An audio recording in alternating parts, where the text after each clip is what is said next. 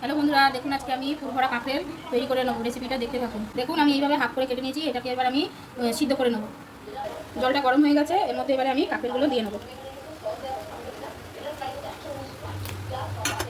জলে দিয়ে নিয়েছি আর অল্প একটু নুন দিয়ে কাঁকড়টাকে আমি অল্প করে সিদ্ধ করে নেবো। কাঁকড়গুলো আমি এইভাবে সিদ্ধ করে নিয়েছি। এবারে আমি এই কাঁকড়ের এই ফুলগুলো বার করে নেবো, ভিতরে এইগুলো বার করে নেবো চামচের সাহায্যে। এইগুলোকে বার করে নেবো। এইভাবে বার করে আমি এরকম খোলের মতন করে রাখবো। তাতে করে সব আমি বার করে নিয়ে তারপর দেখাচ্ছি আপনাদের।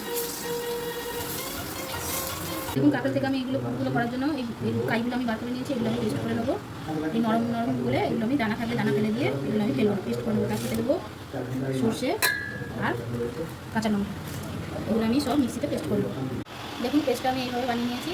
এবার আমি এটা পুরোটা ভরে নেবো কাঁকড়াগুলো দিয়ে। দেখুন এই ফুলের মধ্যে পুরটা রেডি করে নিচ্ছি। এর মধ্যে দিয়ে দেবো আমি এই যে নারকেল কোড়া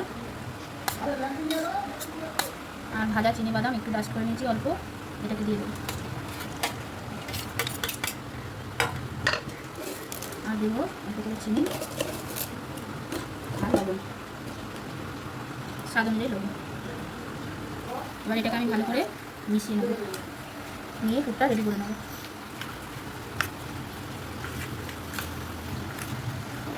দেখুন এইভাবে আমি একে একে সব পুরগুলো ভরে নেব।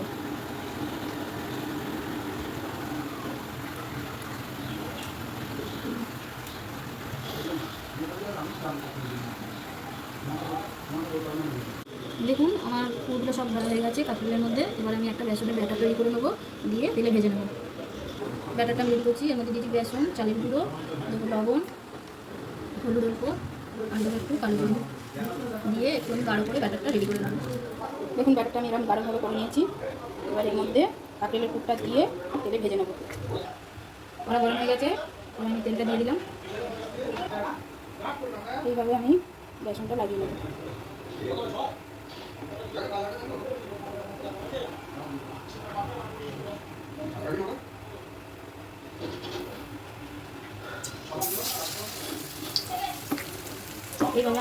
এইভাবে আমি বেসন লাগিয়ে তেলের মধ্যে ভেজে নেবো এক এক করে।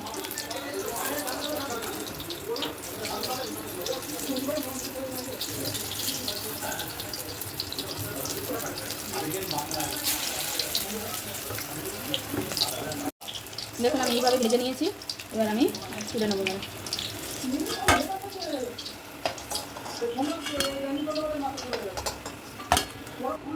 বাদ বাকিগুলো আমি এরকমভাবেই সব ভেজে নেবো, নিয়ে আপনাদের সব ভাজার পর আমি দেখাচ্ছি। দেখুন আমার পুর ভরা কাঁকড়েল রেডি হয়ে গেছে। এইভাবে আমি ভেজে নিয়েছি। আপনারাও এই রেসিপিটা করে খেয়ে দেখবেন কেমন লাগলো। অবশ্যই আমাকে কমেন্ট করে জানাবেন আর লাইক শেয়ার করবেন।